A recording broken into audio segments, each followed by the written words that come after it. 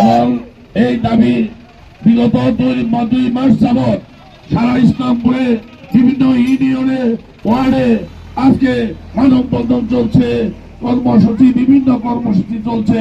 এই ধারাবাহিকতায় আজকে এই চরকুটিবাড়ি ইউনিয়নে কর্তৃক আজকে যে মানববন্ধন, এটাও একটা। সেখানে যারা সাংবাদিক রয়েছেন তাদের কাছে আমার বিনীত অনুরোধ, আপনারা সুন্দর মতো এই খবরগুলি উচ্চ পর্যায়ে পাঠিয়ে দিবেন। আমাদের যে স্ট্যান্ডিং কমিটির মেম্বার সাহেব যারা রয়েছেন এবং মহাসচিব রয়েছেন, আমাদের দেশমাতা বেগম খালেদা জিয়া এবং অ্যাক্টিং চেয়ারম্যান তারেক রহমান সাহেব, উনি বিচার বিশ্লেষণ করে এবং অ্যাসেসমেন্টে উনি চূড়ান্ত পর্যায়ে একটা সিদ্ধান্ত নেবেন। সেই সিদ্ধান্ত হালিম ভাইয়ের নির্দেশেই আছে ইনশাআল্লাহ। অপেক্ষা। আমরা মনে করি যে যোগ্য নেতৃত্ব ইসলামপুর উপজেলার একজন যোগ্য ব্যক্তি, দক্ষ ব্যক্তি, আমরা ইসলামপুর উপজেলার 12 ইউনিয়নের একটি পৌরসভায় আজকে মানুষ সিদ্ধান্ত নিয়েছে। এই সিদ্ধান্তের বাইরে আশা করি আমাদের স্ট্যান্ডিং কমিটির মেম্বার এবং মাননীয় অ্যাক্টিং চেয়ারম্যান তারেক রহমান উনি যাবেন না। উনি অত্যন্ত বিচক্ষণ, তাই বিচার বিশ্লেষণ করে সর্বশেষ সিদ্ধান্ত আমাদের এই প্রিয় নেতা এস.এম. আব্দুল হালিম ভাইকে মনোনয়ন দিবেন।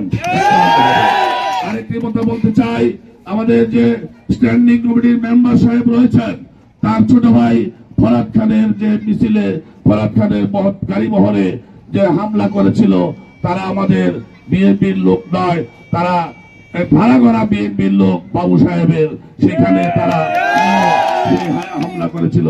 এই হামলার তীব্র প্রতিবাদ জানাই আমরা।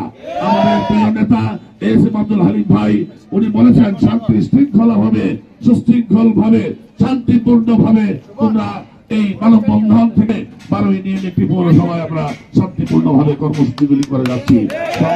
বন্ধুরা আমার, আমাদের হারানোর কিছু নাই। আমরা মনে করি একজন যোগ্য ব্যক্তির সাথে রয়েছি, আমরা একজন যোগ্য দক্ষ ব্যক্তির সাথে রয়েছি, জনাব তারেক রহমানের সাথে রয়েছি। আমরা দেশমাতা বেগম খালেদা জিয়া, আমরা জাতীয়তাবাদী দল, আমাদের প্রাণের দাবি, ইসলামপুরের মানুষের দাবি, এলাকাবাসীর দাবি। আজকে আমাদের এই আমরা অবশ্যই আমরা তারেক রহমানের সুদৃষ্টি আকর্ষণ করছি।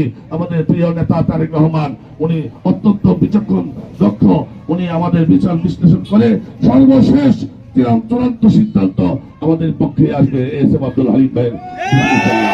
এই বলে আজকে যারা রয়েছেন এখানে বিভিন্ন ভাবে মানববন্ধনে যারা স্লোগান দিলেন বা সাংবাদিক যারা রয়েছেন, এই এলাকাবাসীকে আমি অত্যন্ত ধন্যবাদ জানাই। ইনশাল্লাহ আগামী দিনে আমাদের ধানের শীষে সবাইকে ভোট দেওয়ার জন্য আগামী দিনে আমরা যাতে ঐক্যবদ্ধভাবে জাতীয়তাবাদী দল আমরা যদি ইনশাল্লাহ সুশৃঙ্খল থাকি, এই বলে সকলের প্রতি কৃতজ্ঞতা প্রকাশ করে সবাইকে ধন্যবাদ জানিয়ে আমি আমার বক্তব্য শেষ করছি। খোদা হাফেজ।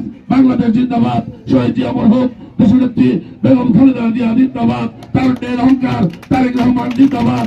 আজকের এই মানববন্ধন যাকে নিয়ে ঘিরে অনেক ভাই জিন্দাবাদ, জিন্দাবাদ। সবাইকে ধন্যবাদ।